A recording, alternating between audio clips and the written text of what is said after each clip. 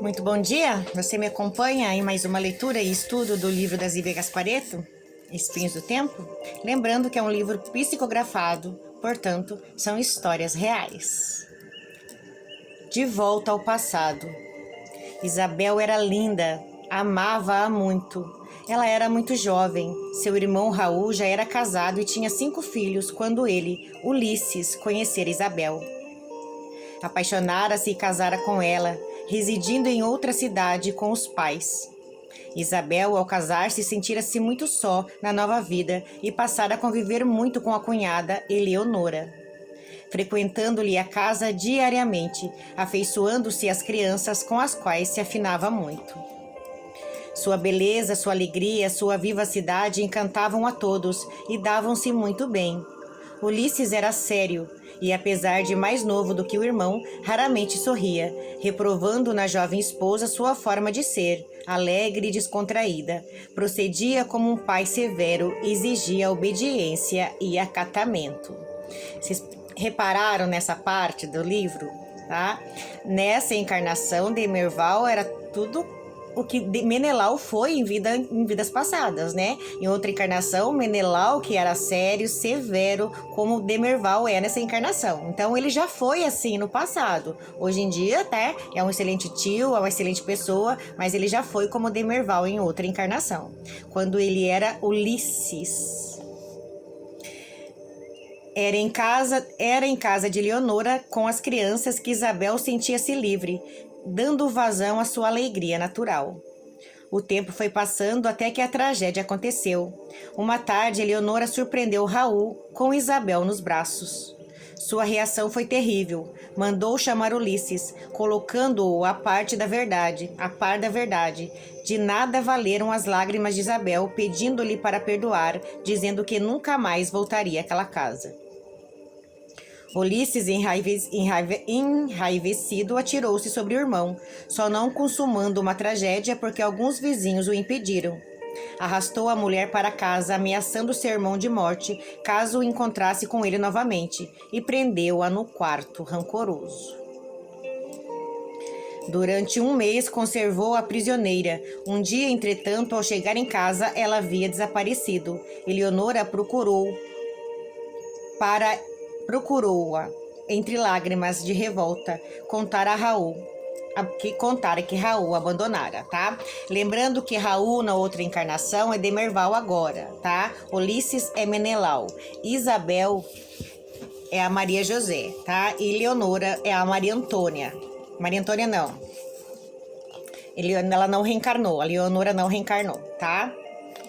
Então, a gente está entendendo aqui que já no passado já teve essa traição, esse rancor entre irmãos e que Menelau era muito rigoroso como marido, né? Não deixava a esposa dele ser uma pessoa, a Leonora, né? Ser uma pessoa alegre e feliz. Estava sempre repreendendo ela. Então, a gente entende o porquê essa reviravolta nessa encarnação, tá? Porque nada nessa vida é por acaso.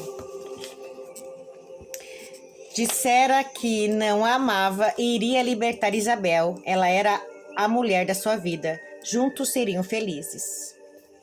Lembrando que Isabel é hoje Maria Isabel, tá? Maria José. Isabel, nessa encarnação, é Maria José. Ulisses deu vazão a seu ódio e procurou-os por toda parte para vingar-se, inutilmente. Demerval, recordando o passado, sofria. Nunca mais pudera perdoar. Amava Isabel e não se conformava em perdê-la. Durante toda a sua vida, procurara pelos dois, abandonara a casa, os negócios, tornara-se viajante, sempre procurando pelos traidores, vivendo de pequenos serviços e até da caridade pública, obcecado pelo desejo de vingança. Perdeu de vista Eleonora e seus filhos, desencarnou como indigente, sem o aconchego do lar ou o carinho da família. Demerval não conseguia recordar-se do que aconteceu depois, só sentia o ódio e o desejo de vingança. Lembro-me agora, constatou com amargura, nunca conseguiu encontrá-los? Só muito tempo depois, sofri muito sem recursos para criar meus filhos.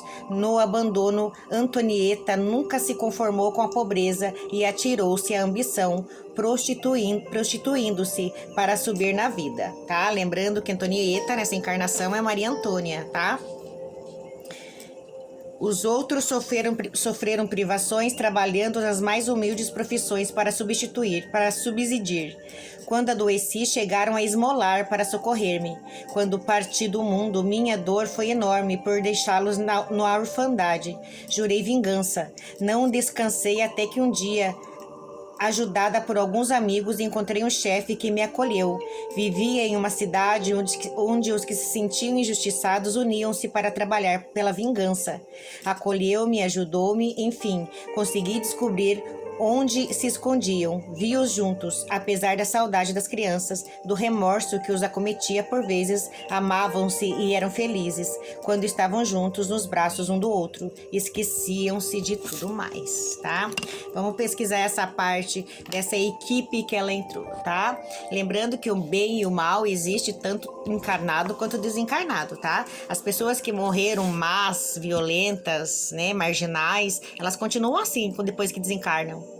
E elas não vão para o astral, elas não vão para uma colônia espiritual, elas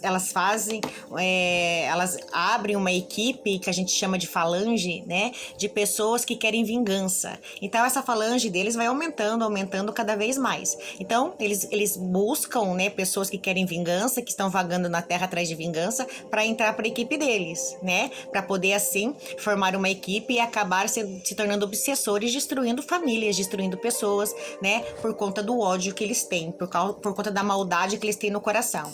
Não é o demônio, não é o diabo, não é o capeta, tá? Não são inimigos, são irmãos que não aprenderam a perdoar, que não aprenderam a seguir em frente, não quiseram ajuda espiritual e continuam na Terra planejando se vingar de pessoas que eles acham que não merecem serem felizes, tá? Então a falange deles vai aumentando cada vez mais. Cada um que morre e busca vingança vai entrando para a falange deles.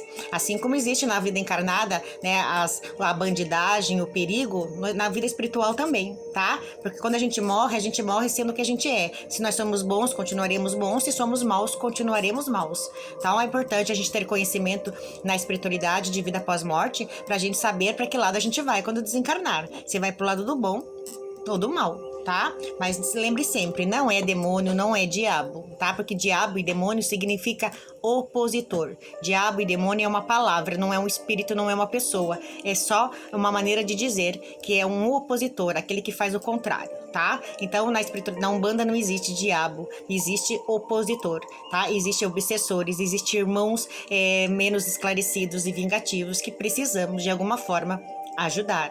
Porque às vezes pode ser até pessoas que a gente ama, até nossos próprios familiares, que se tornam obsessores por conta de um apego, de um ódio ou de um rancor. Então é importante tratar esses irmãos não como marginais, mas como irmãos sofredores e ignorantes que precisam da nossa orientação e oração. Pense nisso, tenha um bom dia, fiquem com Deus. A live já vai começar.